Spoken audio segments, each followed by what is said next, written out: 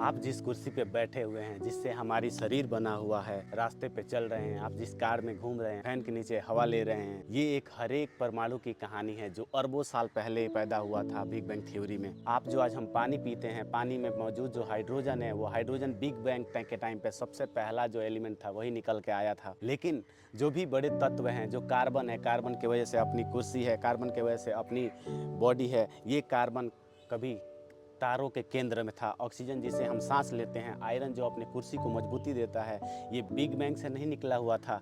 ये मरते हुए सितारों के अंदर बहुत ज़्यादा दाब के वजह से, नाभिकीय संलयन के वजह से एकत्रित हुए हाइड्रोजन से मिलके बना ऑक्सीजन, बड़े बड़े एलिमेंट कार्बन बना हुआ था। खगोल शास्त्री इसे पोएटिक रूप में नहीं, वैज्ञानिक रूप से कहते हैं कि जो भी इंसान है, जो हम लोग हैं, ये हम लोग क्या हैं, तारों की धूल हैं। मतलब बेसिकली हम लोग क्या हैं, वी आर स्टार डस्ट। किसी ने मूवी देखा होगा स्टार डस्ट, उसको पता होगा हम लोग सब क्या हैं, स्टार डस्ट। इसका मतलब ये है कि कमरे का हर अणु, दीवार से लेकर आपके फ़ोन तक, एक ब्रह्मांड यूनिवर्स का इतिहास अपने साथ में रखता है।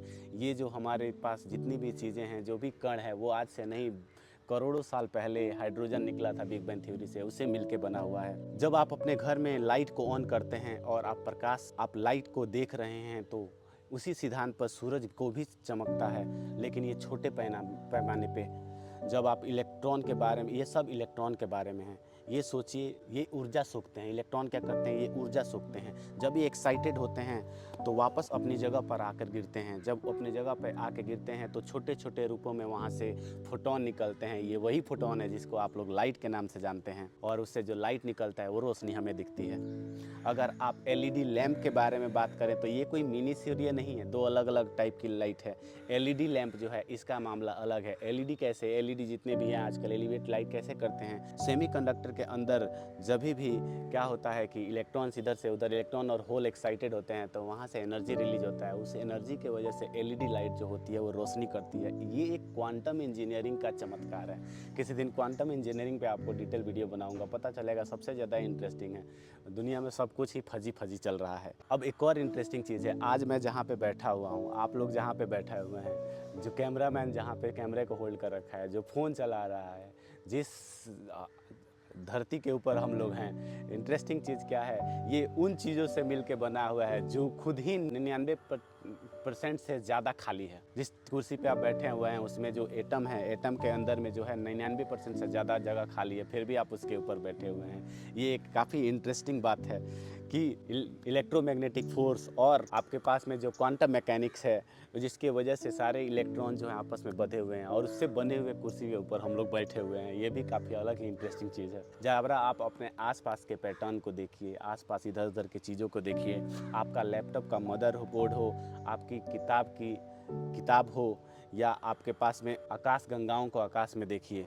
ये सारे के सारे क्या है, मिलके बने हुए हैं, एक ही इलेक्ट्रॉन से ही मिलके बने हुए हैं। आप अपने आसपास देखिए, आपके लैपटॉप का मदरबोर्ड पर सिमेट्री है।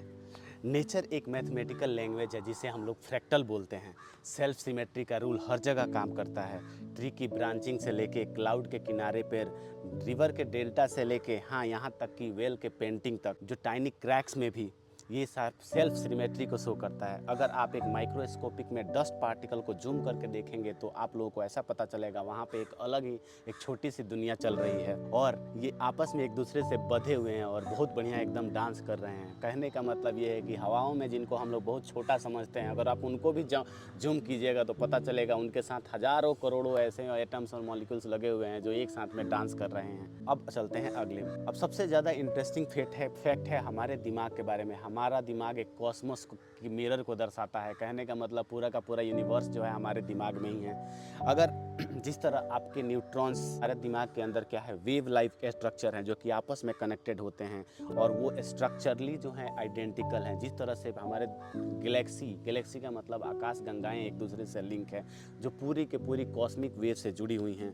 जब साइंटिस्ट ने यूनिवर्स के इवोल्यूशन के मैसिव कंप्यूटर को समझना चाहा तो उन्होंने क्या किया, उसके रिसर्च को अपने दिमाग के अंदर झांक के देखा तो पता चला यूनिवर्स में चीज़ें जो हैं आकाश गंगाएं जैसे जुड़ी हुई हैं, वैसे ही हमारे दिमाग के अंदर का भी आर्किटेक्चर है। सो बेसिकली क्या है, हमारा दिमाग एक मिनी यूनिवर्स है। सही मायने में अगर बोला जाए तो क्योंकि ये दोनों एक दूसरे के साथ में बहुत ज़्यादा हद तक अलाइन करते हैं। तो नेक्स्ट टाइम जब आपको अपना रूम बोरिंग लगे तो आप ये समझ लेना कि जिस चीज़ पे बैठे हुए हैं, जिससे आप बने हुए हो, हर एक वो चीज़ जो है आज नहीं, आज से करोड़ों साल पहले क्रिएट हुई थी। एक हाइड्रोजन क्रिएट हुआ है, उन हाइड्रोजन से मिलके बड़े बड़े एटम्स बने, उन बड़े एटमों से मिलके हम लोग बने हुए हैं। इसीलिए देखा जाए तो पुराने ग्रंथों में ये भी लिखा है, क्षितिजल पावक गगन समीरा पंच तत्व मिल अधम शरीरा। हमारा जो शरीर वो 5 तत्वों से मिलकर बना हुआ है, लेकिन वो तत्व जो हैं साइंस के हिसाब से वो भी उसमें कहीं ना कहीं सबसे पहले हाइड्रोजन आया था, हाइड्रोजन से मिलकर पानी बना और फिर उसके हिसाब से आग and so on,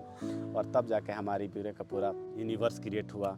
so basically यहीं पे आज का वीडियो आपका ख़त्म करते हैं। और एक बात हमेशा याद रखना है कि भाई जो भी हमारी धरती पे क्रिएट हुआ है वो आज से हज़ारों साल पहले क्रिएट हुआ है, और ये सारे का सारा एक डाइंग स्टार का कमाल है। ये भी सोचने वाली बात है दोस्तों, जिस चीज़ की वजह से सारी चीज़ें धरती पे जीवंत उठी है वो भी क्रिएट होने हुआ है, वो एक मरते हुए स्टार के अंदर क्रिएट हुआ है। तो ये काफ़ी इंटरेस्टिंग चीज़ है। मरते हुए स्टार जैसे सूरज है, सूरज की भी 3 फेजेज है। सूरज अभी यंग जनरेशन में है, कुछ मिलियन साल में ये डेड हो जाएगा। डेड होने के बाद में वो फिर और किसी और चीज़ में फिर ब्लैक होल में कन्वर्ट हो जाता है। उसके बारे में भी किसी दिन वीडियो आपको बनाऊंगा कि कैसे स्टार्स पैदा होते हैं, कब मरते हैं, मरने के बाद क्या होता है, ब्लैक होल क्या होता है। तो यहीं पे आज का वीडियो समाप्त करते हैं और मिलते हैं अगले वीडियो में। तब तक के लिए नमस्कार, जय हिंद, जय भारत।